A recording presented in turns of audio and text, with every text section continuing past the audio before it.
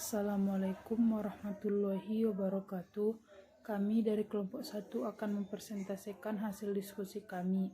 Pertama-tama saya akan memperkenalkan anggota dari kelompok 1, yaitu saya sendiri Nurani Aisyah Lubis, NIM 2520111, Muhammad Didenanda Pratama, NIM 2520133, dan yang ketiga yaitu ada Anong Namertua, NIM 2520145. Adapun materi yang akan kami presentasikan pada diskusi kali ini yaitu yang pertama konsep dan karakteristik pembelajaran berbasis masalah, yang kedua peran guru dalam pembelajaran berbasis masalah, dan yang ketiga yaitu desain masalah dalam pembelajaran berbasis masalah. Dan saya akan mempresentasikan mengenai konsep dan karakteristik pembelajaran berbasis masalah. Pembelajaran berbasis masalah atau PBM adalah suatu pendekatan pembelajaran yang diawali dengan penyajian masalah yang dirancang dalam konteks yang relevan dengan materi yang dipelajari. Pembelajaran berbasis masalah menggunakan berbagai macam kecerdasan yang diperlukan untuk melakukan konfrontasi terhadap tantangan dunia nyata, kemampuan untuk menghadapi segala sesuatu yang baru dan kompleksitas yang ada dalam kurungan 2000. Pembelajaran berbasis masalah dalam kaitannya dengan matematika adalah suatu pendekatan pembelajaran yang diawali dengan menghadapkan siswa dalam masalah matematika. Dengan segenap pengetahuan dan kemampuannya, siswa dituntut untuk menyelesaikan masalah yang kaya dengan konsep-konsep matematika. PBM melibatkan siswa dalam penyelidikan pilihan sendiri yang konsep-konsep matematika.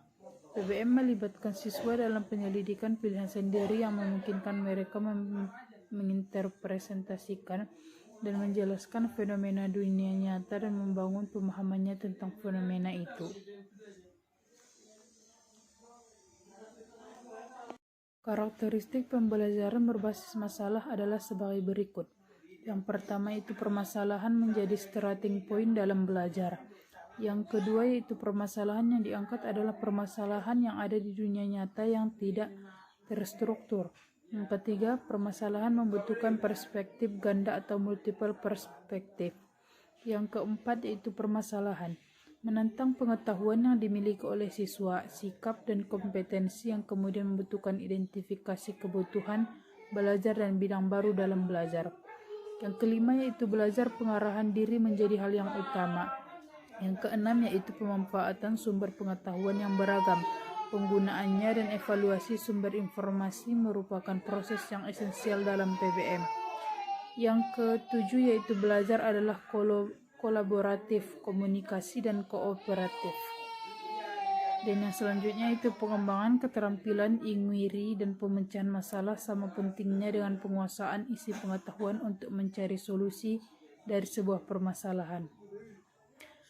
Keterbukaan proses dalam PBM meliputi sintesis dan integrasi dari sebuah proses belajar, dan PBM melibatkan evaluasi dan review pengalaman siswa dan proses belajar. Dari karakter di atas, maka kelebihan diterapkan model pembelajaran berbasis masalah adalah siswa dapat berlatih pikir kritis terhadap suatu permasalahan yang ada, mampu merumuskan masalah, dan mampu menemukan solusinya. Adapun kekurangannya yaitu sebagian siswa belum tentu memiliki pengalaman yang nyata dalam menghadapi permasalahan tersebut, sehingga siswa kesulitan dalam memecahkan masalah itu. Jadi, kurangnya siswa dalam berlatih memecahkan soal-soal dapat menyebabkan soal-soal itu sulit diidentifikasi dan pada akhirnya sulit untuk diselesaikan. Sekian penjelasan dari saya. Apabila ada kata yang salah, saya mohon maaf. Assalamualaikum warahmatullahi wabarakatuh. Perkenalkan, nama saya MDD Nanda Pratama, NIM 2520133. Dari mata kuliah model pembelajaran, saya akan membacakan materi tentang peran guru dalam pembelajaran berbasis masalah. Guru harus menggunakan proses pembelajaran yang akan menggerakkan siswa menuju kemandirian, kehidupan yang lebih luas, dan belajar sepanjang hayat. Lingkungan belajar yang dibangun guru harus mendorong cara berpikir reflektif, evaluasi kritis, dan cara berpikir yang berdaya guna. Peran guru dalam PBM berbeda dengan peran guru di dalam kelas. Guru dalam PBM terus berpikir tentang beberapa hal, yaitu yang pertama, bagaimana dapat merancang dan menggunakan permasalahan yang ada di dunia nyata sehingga siswa dapat menguasai hasil belajar.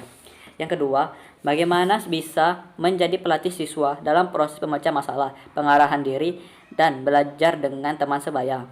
Dan ketiga, bagaimana siswa memandang diri mereka sendiri sebagai pemecah masalah yang aktif. Guru dalam PBM juga memusatkan perhatian pada yang pertama, memfasilitasi proses PBM, mengubah cara berpikir, mengembangkan keterampilan inquiry, dan menggunakan pembelajaran kooperatif. Yang kedua, melatih siswa tentang strategi pemecah masalah, pemberian alasan yang mendalam, metakognisi, berpikir kritis, dan berpikir secara sistem. Dan yang ketiga, menjadi perantara proses menguasai informasi, meneliti lingkungan informasi, mengakses sumber informasi yang beragam, dan mengadakan koneksi. Peran guru dalam pembelajaran berbasis masalah adalah sebagai berikut. Yang pertama, menyiapkan perangkat berpikir siswa. Beberapa hal yang dapat dilakukan guru untuk menyiapkan siswa dalam PBM adalah: A. Membantu siswa mengubah cara berpikir. B. Jelaskan apakah PBM itu, pola apa yang akan dialami oleh siswa. C. Memberi siswa ikhtisar siklus PBM, struktur dan batasan waktu. D. Mengkomunikasi tujuan, hasil, dan harapan. E. Menyiapkan siswa untuk pembaruan dan kesulitan yang akan menghadang. Dan F. Membantu siswa merasa memiliki masalah. 2. Menekankan belajar kooperatif. PBM menyediakan cara yang bersifat inquiry, collaboration, dan kolaboratif dan belajar. Bray dan kawan-kawan 2000 menggambarkan inquiry kolaboratif sebagai proses di mana orang melakukan reflektif dan kegiatan secara berulang-ulang.